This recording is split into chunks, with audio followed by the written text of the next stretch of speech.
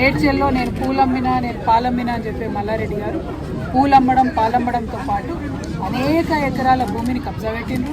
2 road విస్తరణ ఏదైతే జరగాలో జరగకుండా అడ్డుపడతా ఉన్నారు. వారి కాలేజీలు వారి యూనివర్సిటీలు తప్పితే ప్రజలేం బాగుపడ్డారని చూస్తే మాత్రం దారుణమైన పరిస్థితి. ఎందుకంటే గవర్నమెంట్ కట్టించిన డబుల్ బెడ్రూమ్ దగ్గరికి పోయొచ్చిన మేము పొద్దున 4,000 మంది ఉన్నారు.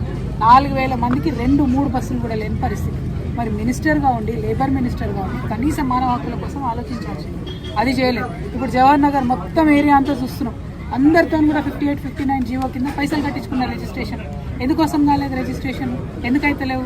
ఎట్లా మేయర్ గారి కుటుంబ సభ్యులకు రిజిస్ట్రేషన్ అయిందని చెప్తా ఉన్నారు, మల్లారెడ్డి గారి కుటుంబ సభ్యులకు రిజిస్ట్రేషన్ అయిందని చెప్తున్నారు. వాళ్ళకి మాత్రం రిజిస్ట్రేషన్ అయ్యి సామాన్య ప్రజలకు ఎందుకు రిజిస్ట్రేషన్ కాదు? ఎవరు కాపాడుతున్నారు మల్లారెడ్డి గారిని? ఎవరు అండదండలు చూసుకొని రిజిస్ట్రేషన్ చేసేటోళ్ళు? మేము మాత్రం దీని మీద న్యాయ పోరాటం తప్పకుండా చేస్తాం. ఏదైతే 58, 59 కింద లక్షలాది రూపాయలు కట్టి పేద ప్రజలు వెయిట్ చేస్తున్నారో అవి రిజిస్ట్రేషన్ అయ్యేంత వరకు అవసరమైతే సుప్రీంకోర్టు దాకా కూడా తెలంగాణ జాగృతి పోతుంది, పోరాటం చేస్తుందని